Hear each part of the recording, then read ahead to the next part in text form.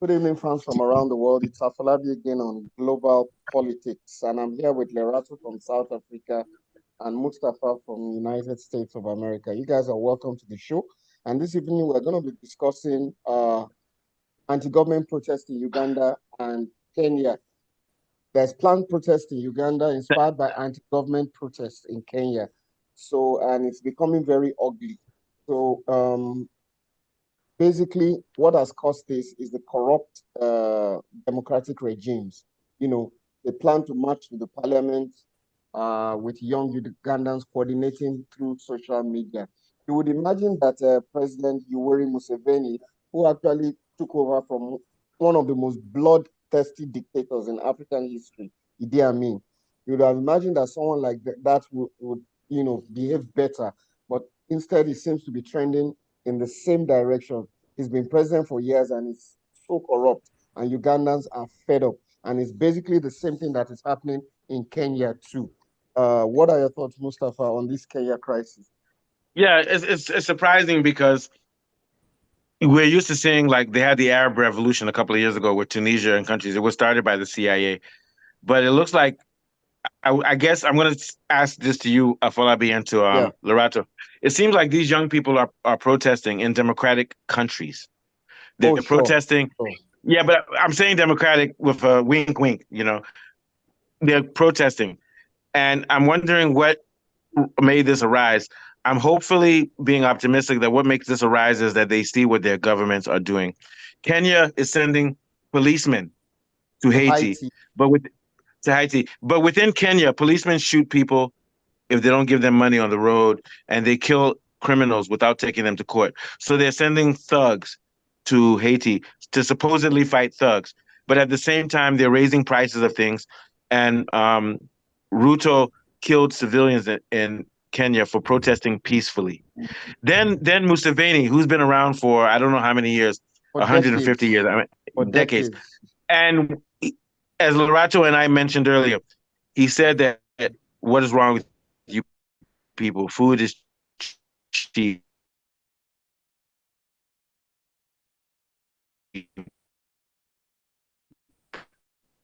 If you try a fashion, and the last thing I want to add is that in Nigeria, protests are also coming. So if you see a pattern, Kenya, Nigeria, Uganda, countries that are highly influenced by the British and that are democratic, they have democratic governments, but their government is suppressing the people. Meanwhile, in the Sahel with Nigeria, Burkina Faso, and Mali, they have military governments which are supposed to be fascist, which are Yeah, getting the approval of the people. So this is sure. the irony, which means that I'm not saying that military is better than democratic, but we need to look at what the will of the people is. And I would say that Mali, Nigeria, Burkina Faso are more democratic than the so-called democratic countries. What is your thought, Lorato? Then we'll go to Falabi. Yeah. Yeah, no, I think these are protests from the ground Yeah. because Thank you, of because living. they're so well organized that I was almost thinking, oh, the West is doing something, but no, the West wouldn't be behind this. But maybe Yeah, China and Russia are behind it, but I don't think so. Continue. Sorry. Yeah. yeah, no, I think just because of living conditions, Yeah. Of course, like you never really know 100% for sure because Yeah. they are always third-party players that stoke fires and that fund some of these organizations Yeah. that propel protests. But there's something in people that makes them respond Yes. Yeah. um, Yeah. to those calls for protest so quickly and so easily. Yeah. Um, And and it's yeah, similar. and It's the problem in Kenya with prices and taxes, and then Uganda and Nigeria is also suffering from lack of fuel subsidy in an oil rich country. Continue. Sorry. Yeah. Yeah. yeah. So I mean, we are.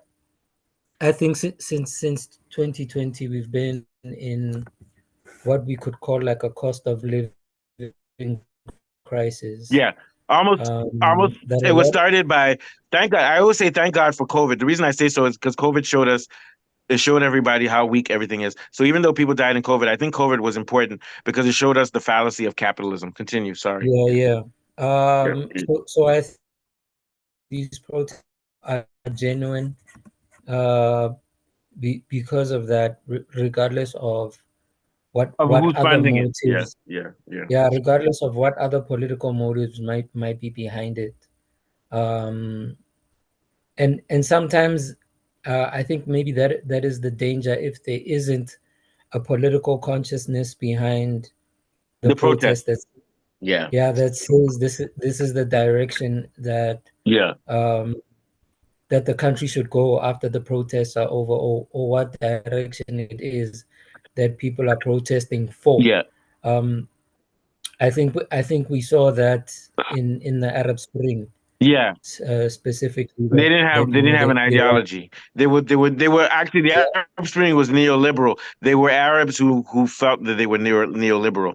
Yeah, yeah, go yeah, ahead. yeah. Yeah. But it was like this idea of being um anti Mubarak or anti whoever. Yeah, authority. Yeah, And yeah, sometimes yeah, I don't yeah. think authority is a bad thing when you're in a dangerous world where you need to be protected. But continue, sorry. Sure, sure, sure.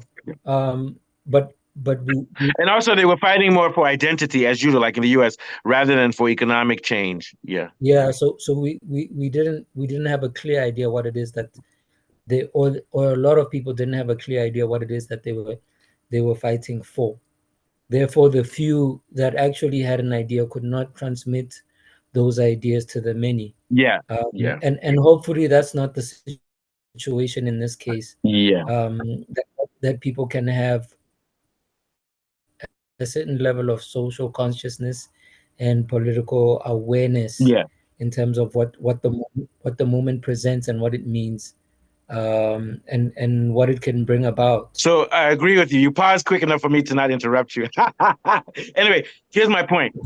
I don't think these guys that are the guys that are protesting in Kenya and Uganda, my guess is that they're young people, Generation Z, and they know this is unjust.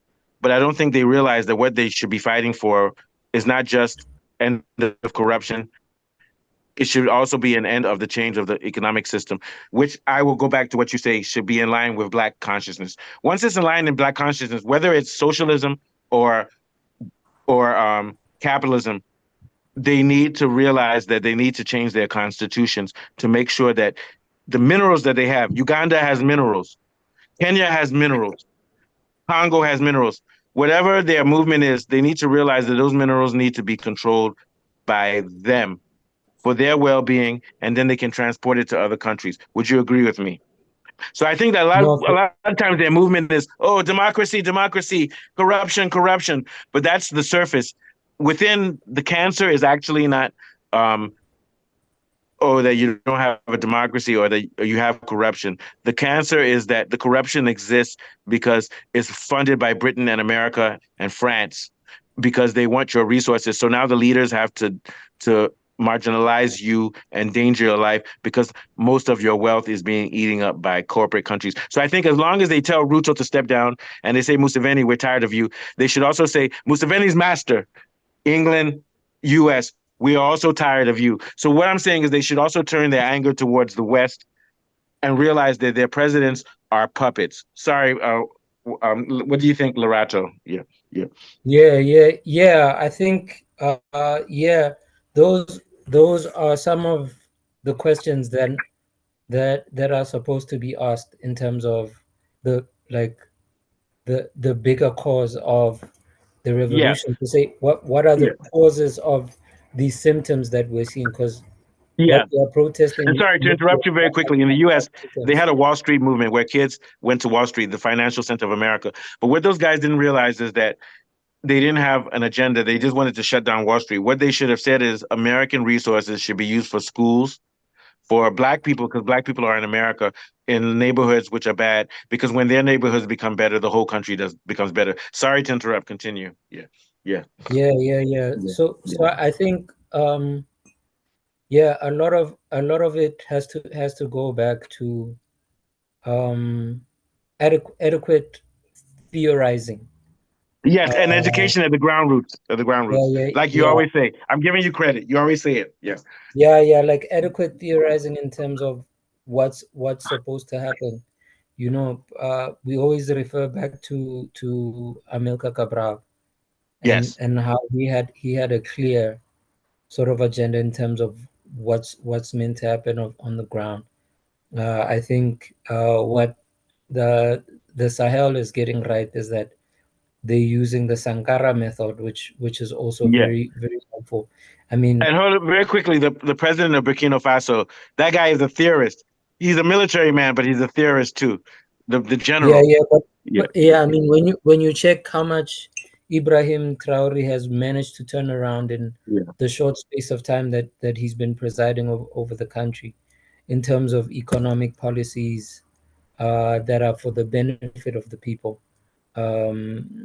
as opposed to a lot of the neoliberal countries that have introduced new policies, but that are really like glossed over um, like colonial Yeah, policies, you know, and they're that basically have linked been towards rebounded. IMF to drain your country, and you have to pay back the Yeah, loans. Then within your country, there's more corruption and crime. Yeah. sure, sure. But it's okay. I'm not against things like gay marriage and stuff. But oh, we'll fight for your identity. You're starving, but you can have rights. And I believe that gays and other people should have rights. But the neoliberal movement uses identity as a distraction for an attack on Black consciousness. Sorry, continue. And I'm apologetic for that because I don't want anybody to believe I'm not for identity also. But I'm for identity. But we need to look at economics also. Continue, Lorato. Yeah. Yeah, yeah, yeah. And I saw in one of the posts. I mean, another bit of rhetoric that Museveni is throwing is that, I mean, if these protests were truly anti-corruption, he would have joined them himself. You know, That there's that's a a circular argument. That's circular. yeah, no, no, no, but yeah, I'm just saying, like, it's just like this It's, what do you it's call it like it's like in 90? Netanyahu saying I'm humane. So if I'm killing the Palestinians, it means they must be animals. Yeah, Yeah, yeah, yeah. yeah, It's like this Orwellian double speak, you know? yeah. It's double speak. Yeah, and then Yeah, but yeah, well, yeah, look what he said. He said if you protest, and we know it's a peaceful protest, you are playing with fire. That's fascism. mm, It's fascism. It's just like my son. yeah, If my son says, "Dad, I'm angry that you didn't give me allowance," if I tell him, "Oh, I'm going to punch you in the face if you don't state your case," that's fascism. Now, my son can say, Dad, I want the allowance, and then I can say no. But once you threaten people with violence for standing up for what they believe, rather than trying to change their mind, it means you are fascist. So a few more yeah, seconds, Lorato, then we'll go to Falabi. Yeah, yeah. yeah. No, no, no. I think we can switch to Afolabi. Yeah, I'm thank you pretty very clear. much. Our shows are very deep. Falabi, what's your thought on Yeah, everything with the Uganda and main, Kenya? Because Falabi, this was also your idea, and also the upcoming protest in Nigeria, which also has corruption, but has a little bit yeah, more order. Yeah, yeah. yeah, the Ugandan corrupt the genesis of Uganda's crisis is the corrupt government. You know, Uganda is 141 out of 180 countries on Transparency International in terms of corruption index. So Yeah. they are fed up of Very a quickly, repressive. Falabi, I hate to Yeah, interrupt you. You know what the yeah. last country in the world is? You won't believe it. Try to guess for transparency. Nigeria, No, Ukraine. Ukraine. I'm serious. It's Ukraine. Am I lying, Lorato? It's the most corrupt country in the world, and there's no Wow. excuse that they have a war there. But continue, Falabi. Sorry for interrupting. Yeah. Okay, okay. So basically, what I'm saying is that this guy has been in power since 1986, and he's been accused of iron fist grip, more like fascist, frequently cracking down on opposition leaders, Yeah. dissenting against his government, suggesting a pattern of authoritarian governance. So And also, people are he's fed up. unapologetic. He's He's unapologetic. unapologetic, He's exactly. saying, "I will kill you if you protest." That's what he's Yeah, basically saying. yeah. So Continue. Yeah. I'm a little scared because geographically, Uganda and Kenya are proximous to each other, and it may signal a And wider Rwanda regional and Rwanda, a wider and Congo. regional impact, and Yeah. Congo as well. And So Tanzania. Yeah. and most of this protest is being led by youth, you know, and they're challenging established authorities, potentially inspiring similar actions in other countries. So it could, you know, it could spiral out of control to become Yeah, a and more sorry to regional. interrupt. That goes Yeah. back to what me and Lorato were saying that these youths are right, but they need to have the right theoretical grounding for what they're doing. Continue. Yeah. So absolutely. So it could lead to further unrest and violence, potentially exacerbating tensions and undermining Yeah. stability. Because repressive measures just make people get more annoyed. and it could affect Uganda's international reputation. And they can end up with a crisis like in Rwanda with a civil war and people dying. Yeah. Exactly. In fact, Yeah. it's a civil war those are my worst fears. So if this Yeah. is not addressed quickly, it could really spiral out of control. And in Nigeria too, there's a planned protest for the 1st of August. Youth groups are being mobilized, you know, seeing what is happening in Kenya and Uganda. And the demands are really very, very simple. Yeah. Bad governance, poverty, high cost of living, improving security. Nigeria is such a dangerous place now. There's kidnapping every now and then, Yeah, I mentioned and every time you can't even tell your friends if you're in town. Yeah. exactly. And government spend too much money in governance and there's no transparency. So people have had it, they're fed up and they feel a peaceful protest would address this. And the government is beginning to, talk about it. They want to engage with them. But because there's no, people don't trust the government, they still feel they need to go ahead with the planned protest, which is supposed to Okay. start on the 1st of August. Yeah. So let me end here because we're gonna move on. Here's the problem. Yeah. I think we know that in the Sahel they have the right idea. They have a Sure, military sure. government, but the Sahel countries to me are very close to socialist because they're going to take control of their resources. So here's what I'm saying. In Nigeria, Uganda, Kenya, they have one thing in common. They're British colonies of the Yeah, past in America. And they're doing things headlessly, which means is they're protesting, but they don't know where they're headed. So this is where we need a true African union in which we have a pan-African Black consciousness movement in which we say that we control our resources for the betterment of our people. And even if white folks from England want to come to our countries, they can come because we're socialists and we believe in humans and we can live well. So what I'm saying is that unless these three countries realize that they're connected, Nigeria, um, Kenya, Kenya and and Uganda. Uganda, and even Congo. Once they realize they're connected, then they can say what we are fighting for is our resources, and we want to control our destiny and everything else like that. And then they also have to say we are also part of Africa, so we're part of the Sahel movement, whether or not those guys are military leaders. And then we need a total African Union. South Africa is in the middle. South Africa has a critical culture, so I don't think South Africa can come so close to a civil war, but it has a mixture between corruption and also BRICS and socialism. So South Africa is in the middle ground. But the southern region of Africa, West Africa, the Sahel, and the Eastern need to come together for a true African Union, which will be better than what Gaddafi wanted. Because I like Gaddafi, but I don't think he even envisioned it as it needs to be. We need to envision it as Cabral, as Nkrumah, as what's the guy who was killed in Congo? Lumumba. Lumumba, These yeah, yeah. are the people that we need to study. Also, Fanon. I'm not a super Fanon fan because he was more Eurocentric, but we need to take everything together and realize we're one continent and our division is hurting us. Europe has an EU.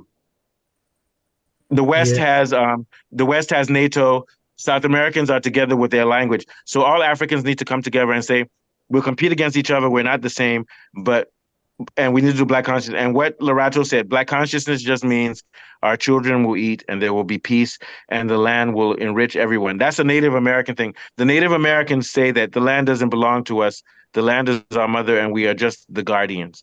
And we need to take that approach to land and to what we have to say. Very quickly, Lorato, in a few minutes, not even a few minutes, a few seconds, your thought, then we'll move on to South Africa. Yeah, yeah, yeah. yeah, yeah. I think your point of resources makes me think of well, the 2 points you make on the EU and on resources. Yeah. A few things that I also saw in passing online. This image. There was an image that was posted of Dubai. I think in the 70s. Before it became an oil-rich place. Before Yeah, and they use the oil money to develop themselves. Yeah, continue. Sorry. Yeah, yeah. to develop the space. Yeah. And of course, that also has a lot of issues with it in terms of how capital moved in and Yeah, and yeah. It came and from sort of, everywhere. Yeah. yeah, and also created sort of like an unequal society within that space. But that is kind of, for me, a good example where you can see how when resources are used inland as Yeah. opposed to taken out, what Yeah, it is and that also they it was can do. myopic because Dubai and Arab Emirates, they're doing well, but they don't care about Palestine because they're doing well for their people. So it's a double. Take care of Yeah, your people, but take care of your region also. But yeah, it has to be a balance. Continue. Sorry. yeah, it has to be a balance, Yeah. but even the inequality within Yeah, there's a big um inequality. Yeah, between because you have those within the sheiks who are very UAE. rich. Yeah, yeah, Yeah, yeah. I mean, there was all that talk around when Qatar was having the World Cup around migrant labor systems that they were using there that are yeah. It's deplorable. basically slaves, and many of them were Africans. What I mean by Yeah, yeah, Africans yeah, is West Africans and Black Africans were used as those types yeah. of things. Yeah, So, yeah, there are still a lot of those problems because the system is still capitalist. yeah, It needs cheap labor yeah. and all those kinds of things.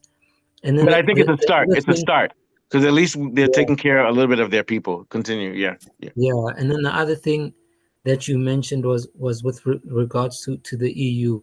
Another thing that I saw in passing today was this George Carlin interview or discussion that he was taking part in, and they were talking about conspiracy theories and things like that. And he's like, you don't even need a conspiracy because no, these no. these people know like what their mission is, Oh yeah, and how they've been monopolizing in terms of like how you see um, seven oil companies becoming two, or three oil companies becoming two oil companies, while you becoming only one. have two political parties in the United States. Yeah, Because it's a logical connection, and you don't even need to yeah, say yeah, yeah, perfect example. You don't need to talk about conspiracy. Israel is in an oil-rich area, and they are basically killing children. They're shooting children. It's not that they're killing yeah, Hamas. yeah, yeah, Yeah, yeah, of course, because there are all those gas reserves in the yeah, Mediterranean as well, yeah. And very close to quickly, I want to give Palestine. a shout out to the Houthi. They're not afraid of anybody. They're fucking America and Israel up right now. Those people that they Yeah, call mountain animals, they're doing well. Shout out to the Houthi because they're only doing it for ideology, not just for strategy. So continue. Sorry. yeah. So I hope they you don't can ban our show tomorrow. so you can see, regardless of whether there are conspiratorial meetings, or No. like they don't even have to have a meeting, as George Carlin said. They already know when they walk Yeah, into the well, it's the room. logic. It doesn't mean it. You know what they say? If it Yeah, looks like a horse and it acts like a horse, don't worry, it's a horse. It doesn't matter what the conspiracy is. Yeah. yeah. So and I think that is the problem when it comes to this continent in Africa, that when we walk to the room, we're all sort of blowing from different horns, Yeah. but trying to play the same tune, and it's So discordant at best. yeah. So I'm going to move on, but we're going to say this again: Black consciousness, Pan Africanism, humanism, Kwantu, Voodoo. Everybody, Europeans, whites, blacks, Asians. This is what the African movement is, but it starts with taking control of our resources, and then the whole world is open to us. Thank you very much. So now we're going to move